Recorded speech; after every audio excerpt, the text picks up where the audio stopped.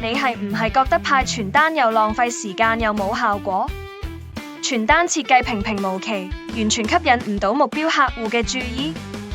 派發過程混亂又無章法，結果仲係唔理想。唔使擔心，派傳單技巧從設計到分發嘅高效傳單完整指南，絕對幫到你。呢本指南係專為你而設，教你從零開始點樣設計一張真係會吸引人嘅傳單，完美捕捉目標客戶嘅眼球。仲有多種實用嘅派發策略，教你點樣用最少時間同精力，做到最有效嘅宣傳效果。傳單唔係淨係印得靚就夠，派得有方法先係王道。